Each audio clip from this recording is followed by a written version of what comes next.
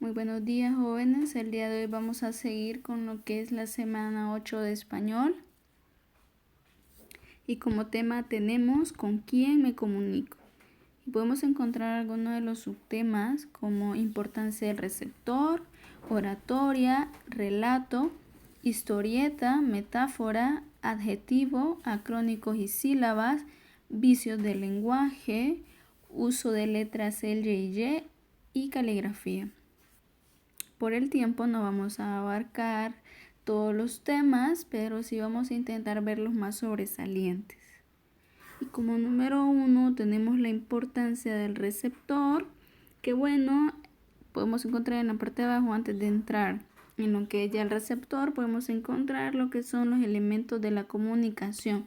Y tenemos el emisor, el mensaje, el receptor, el código y el canal.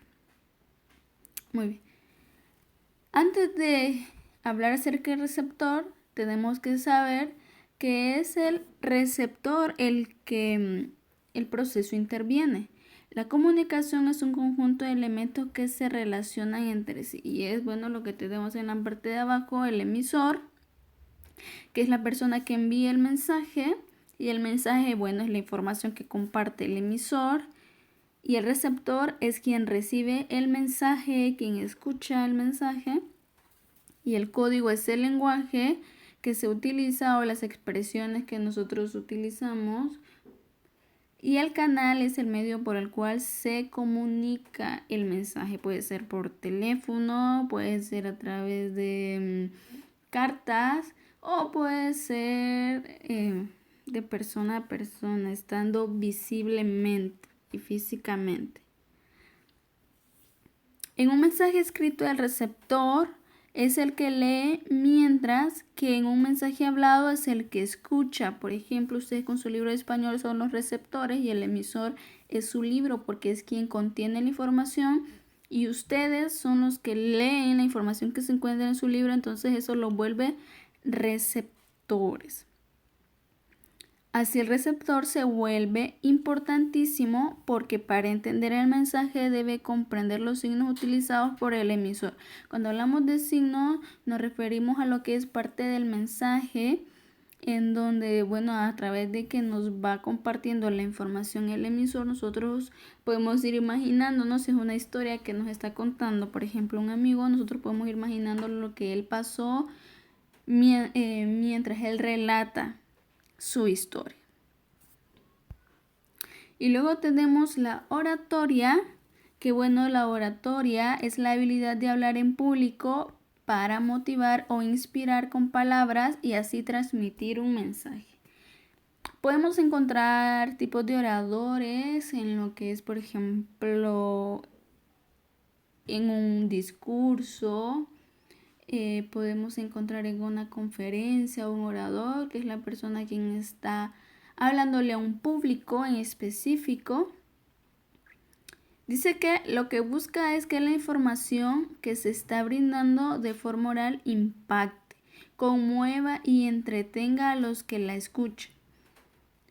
En la oratoria influyen elementos como la voz, la respiración y la dicción, entre otros. ¿A qué se refiere esto? Bueno, una persona que habla enfrente de un público debe ser una persona de que no va a gritar mientras habla, si tiene un micrófono, o no va a hablar en voz muy bajita y nadie le debe escuchar, sino que tiene que ser un nivel de la voz, el volumen de la voz debe ser adecuado al lugar en donde se encuentre, la respiración.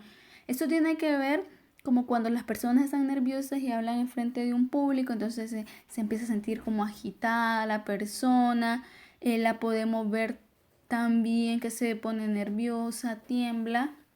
Entonces todos esos factores afectan a lo que es el transmitir el mensaje, porque el público está más enfocado en cómo la persona está hablando, máxime si está nervioso, que en el mensaje que está transmitiendo. Y la dicción, bueno, hablamos de la pronunciación de las palabras, se comprende lo que está diciendo, no está hablando rápido, no está hablando muy lento, utiliza bien las palabras, está hablando de forma correcta. utiliza un lenguaje adecuado, un lenguaje culto para poder transmitir su mensaje. Y dice que tiene que conmover, tiene que impactar y entretener a los que le escuchan. Por lo general vamos a escuchar estos tipos de discurso de oradores en lo que es, por ejemplo, la promoción acerca de cuidar el medio ambiente, de personas que hablan en frente de un público en la televisión para hacer conciencia a las personas que podamos cuidar el medio ambiente. Entonces, intentan de que su mensaje pueda impactar y conmover a las personas para que realmente puedan cuidar el medio ambiente, por ejemplo. Entonces, luego tenemos acá la claridad. Dice que si queremos transmitir un mensaje claro, tenemos que cuidar los recursos verbales y entre estos están, bueno, aquí los tenemos, la claridad, la intensidad, la velocidad, la pauta, el ritmo y el tono. Cuando decimos claridad nos referimos a hablar despacio, para hablar con precisión de forma que nos entienda. Es lo que les decía, que nosotros podamos hablar de una forma de que la otra persona pueda entender, no muy lento ni muy rápido, porque bueno, obviamente si habla muy rápido no se le va a entender nada, y si habla muy lento entonces aburre al público, al oyente. La intensidad, el nivel de volumen de las palabras. Por ejemplo, si habla muy bajo, dará a entender que no está seguro de lo que dice. Y si habla muy fuerte, cuando está con el micrófono, bueno, también hace ver la inseguridad porque no está realmente preparado para poder transmitir la información. Y la velocidad, la mayoría de las personas habla a una velocidad de entre 120 y 180 palabras por minuto. La velocidad debe modularse de acuerdo con lo que el orador quiere transmitir. Pues si se habla muy rápido no se entenderá el mensaje. Era lo que les decía. Tenemos que hablar de una forma en que, bueno, nosotros podamos mantener ese nivel, esa velocidad en la cual, bueno, se pueda transmitir de forma clara el mensaje. Y luego la pausa. Las pausas son cortos espacios de silencio que se utilizan para destacar ideas. Estas pausas son la coma, el punto y coma y el punto.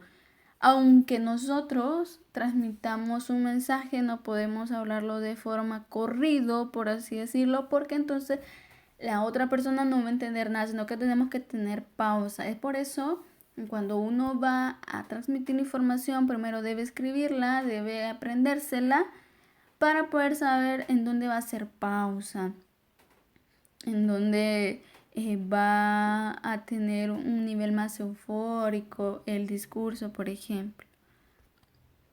Y luego tenemos lo que es el ritmo, que es la combinación adecuada de pausas y modulación de la voz. El ritmo tiene que ver con la pausa y la velocidad.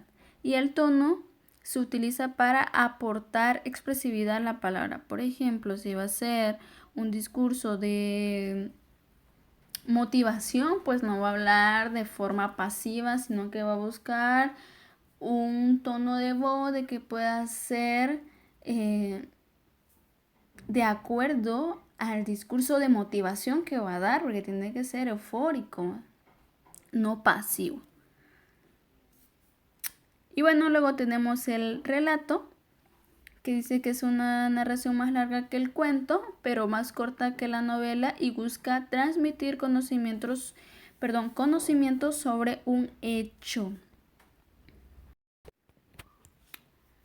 Y también cuando una persona le cuenta algo a otra, hace uso del relato, aunque en una versión más corta. Hay algunas características las podemos encontrar.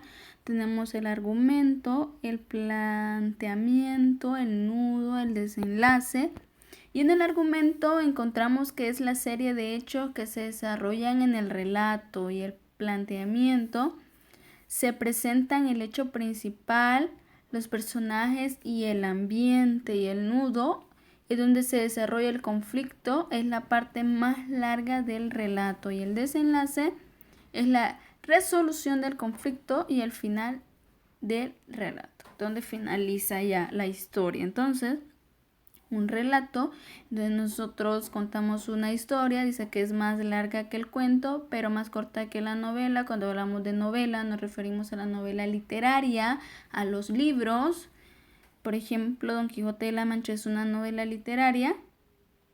Entonces se refiere a que el relato es un poco más corto, en donde se cuenta una historia, se presentan los hechos principales, los personajes principales, los secundarios, el ambiente en donde se hace. Por ejemplo, el Quijote de la Mancha, bueno, el ambiente en donde se hace es un pueblo, es en España, entonces eso es parte del ambiente. Y los personajes, bueno, encontramos a Don Quijote de la Mancha, encontramos a Sancho Panza, su escudero, encontramos también a su caballo Rocinante. Y luego en el nudo es donde se desarrolla el conflicto y es aquí donde se da realmente la explicación de lo que está pasando en la novela. Por ejemplo, el Quijote de la Mancha es que en su imaginación Don Quijote de la Mancha anda buscando a su Dulcinea para salvarla. Entonces él pelea con una serie de personas y algunos objetos que él cree que tienen vida. Entonces eso es parte del conflicto. Y en el desenlace, bueno, es donde él ya llega a su casa, ya hace el final del libro.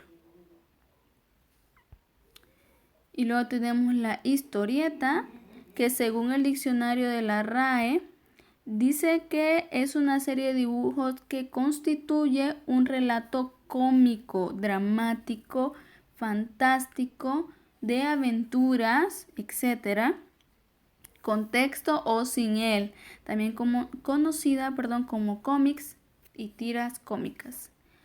Podemos definirla como una forma divertida de comunicar un mensaje y para eso utiliza palabras, color, imágenes y figuras, entre otras.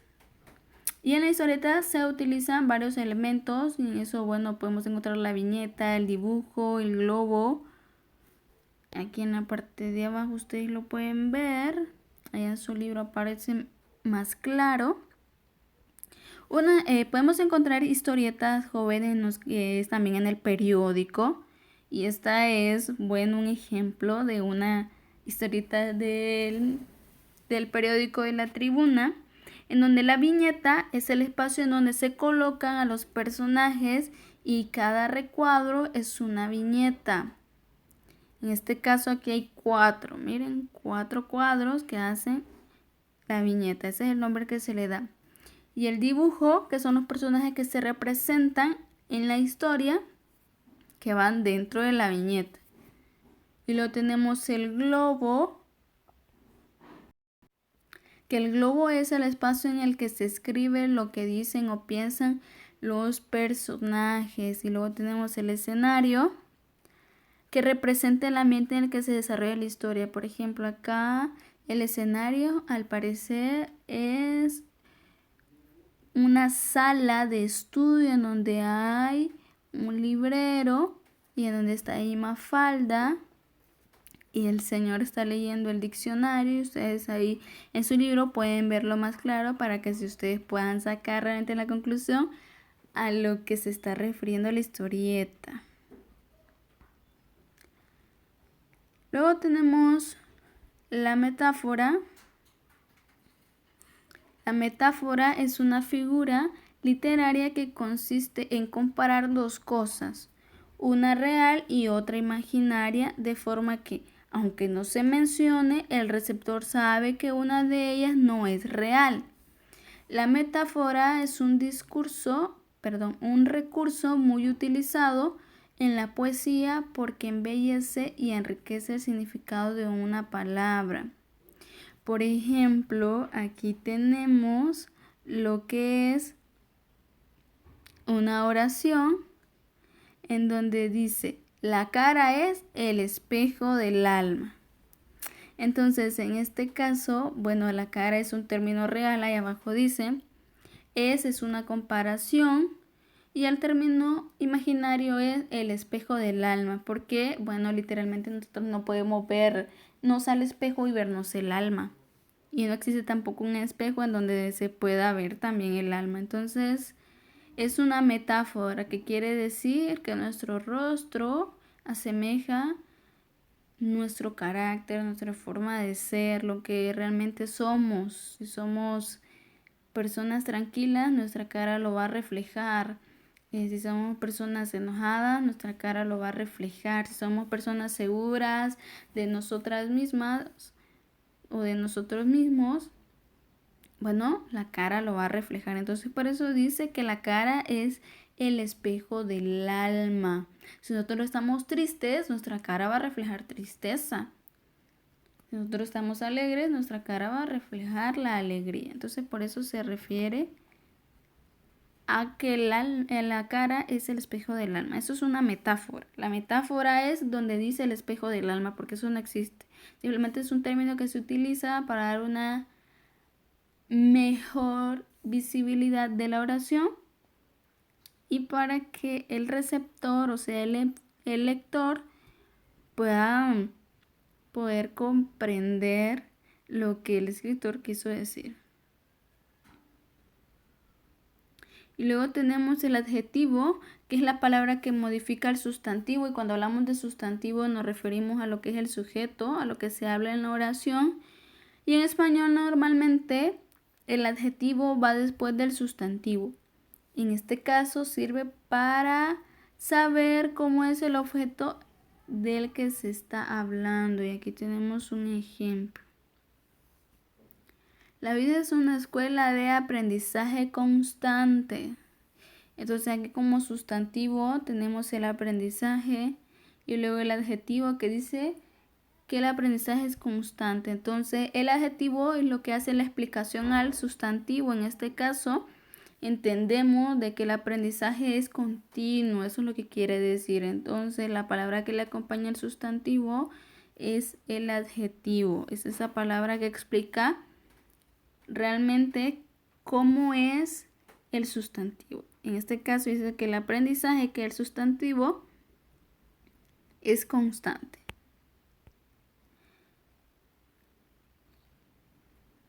Y luego tenemos también lo que es los acrónimos y las siglas, que los acrónimos son palabras formadas no solo por las letras iniciales de cada palabra que compone el nombre, sino por más letras. Los acrónimos se constituyen para lograr nuevas palabras que suenen bien y creen un nombre más comercial. Por ejemplo, aquí tenemos algunos ejemplos. Tenemos lo que es la Organización Fraternal Negra de Honduras. Entonces tenemos la O de la organización aquí, entre paréntesis está. Tenemos la O que es de la palabra organización. Tenemos la F y la R y la A de la palabra fraternal. Y tenemos la N y la E de la palabra negra y la H de Honduras. Entonces eso es un acrónimo. El acrónimo va junto con la primera letra de la palabra y también la puede acompañar la segunda o la tercera letra de las palabras para así poder reducir lo que es el nombre de una empresa. En este caso, para no decir Organización Fraternal Negra de Honduras, solo se dice OFRANE. Y luego tenemos lo que son las siglas, que son algo parecidas. Aquí en la parte de abajo podemos encontrar que es parecida a lo que es los acrónimos. Bueno, con la diferencia de que en el acrónimo debe escribirse el nombre completo y entre paréntesis. En las siglas, una palabra formada, aquí tenemos, miren, es una palabra formada por las iniciales de otras palabras que forman un enunciado, o sea, una palabra. Se utilizan para referirse de forma abreviada a organismos, instituciones, empresas, objetos, asociaciones. Por ejemplo, tenemos aquí lo que es el Banco Central de Honduras. Y sus siglas son la B de banco, la C de central y la H de Honduras. Ven, es totalmente al acrónimo. En el acrónimo, como les decía anteriormente, puede acompañarla la primera letra y la segunda letra de la palabra, y en este caso no. De cada palabra solo se toma la primera letra y se pone en mayúscula porque son siglas. Y aquí podemos encontrar otros ejemplos, ustedes los pueden leer ahí en su libro con más cuidado. Por ejemplo, la NE son siglas, el SANA también. Entonces ustedes lo pueden leer con más calma ahí en su libro, los otros ejemplos. Ustedes también pueden buscar ejemplos en la internet, van a encontrar muchos. Y luego, bueno, seguimos con lo que son los vicios del lenguaje. Dice que consiste en el empleo de vocabulario incorrecto, ya sea escrito o hablado, lo que hace que la comprensión del texto sea más difícil para el receptor. Y en los vicios del lenguaje encontramos el barbarismo, que sucede cuando se pronuncian malas palabras o se usan las palabras incorrectas. Habíamos hablado acerca de esto. No puedo entrar muy profundo en ellos por el tiempo, pero ustedes pueden leerlo con más calma. Luego tenemos el extranjerismo, que es considerado una subdivisión del barbarismo y consiste en el uso innecesario de una palabra o frase de un idioma extranjero. Por ejemplo, cuando nosotros utilizamos lo que es, ahí pueden encontrar algunos ejemplos, ¿ven? Cuando decimos ok y luego decimos está bien, entonces estamos diciendo lo mismo. Son todas esas palabras que nosotros utilizamos de otros idiomas o mal los utilizamos. Por ejemplo, podemos utilizar, por ejemplo, aquí en la canción, él está utilizando español e inglés, entonces eso es un extranjerismo junto con un barbarismo, porque no se puede utilizar esta clase de combinaciones realmente. O escribe en español o escribe en inglés. Y luego tenemos los vulgarismos, aquí en la parte de abajo, que dice que es la forma de hablar o escribir de forma descuidada que utilizan personas poco cultas. Y ahí en el cuadro que está en la parte de abajo, ustedes pueden encontrar los vulgarismos. Pueden encerrarlos, los que encuentren ustedes, son todas esas palabras de forma incorrecta. Por ejemplo, yo ya encontré una, aquí está, que es uch. Vamos a ver. Dice tenemos, sin S, y es tenemos. Entonces son esas palabras que nosotros no las completamos, les quitamos letras o le ponemos de más. Entonces esos son los vulgarismos. Ustedes pueden encerrar ahí los vulgarismos que encuentren en ese texto.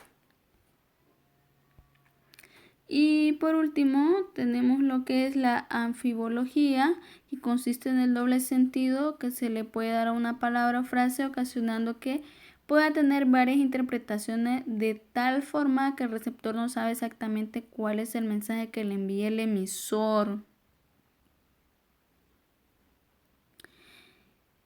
Aquí encontramos un ejemplo. Le dice, Napoleón está tomando Malta, un punto estratégico del Mediterráneo. No podemos permitirlo. Creo que no estamos hablando de lo mismo. Entonces, bueno, él cree que aquí en el segundo, la persona cree que le está hablando de Malta, el lugar, y la primera persona le está hablando de la bebida, ¿ven? Él está tomándose literalmente una malta, el refresco llamado Malta. Entonces son esas palabras en las cuales se le puede dar un significado contrario a lo que se le está diciendo. En este caso, como les digo, el segundo hombre cree que está tomando posesión del lugar llamado Malta, que es un punto estratégico del Mediterráneo, situado en Europa. Y bueno, el hombre le dice que bueno, él cree que no están hablando de lo mismo porque lo que está haciendo Napoleón es literalmente tomándose un refresco llamado Malta. Y bueno, jóvenes, hasta aquí llegó la semana 8 de español. Espero haya sido de ayuda. Recuerden que siempre hay que hacer las asignaciones. Yo voy a ir dando la fecha en cuando voy a revisar acumulativo y espero esos tutoriales sigan siendo de ayuda para ustedes. Es importante de que cada vez que estén con el video estén juntamente con su libro para que tengan una mejor comprensión y así saber de en qué página estoy, de qué es lo que estoy hablando, para que ustedes puedan tener una mejor comprensión, jóvenes. Así que hasta la siguiente semana.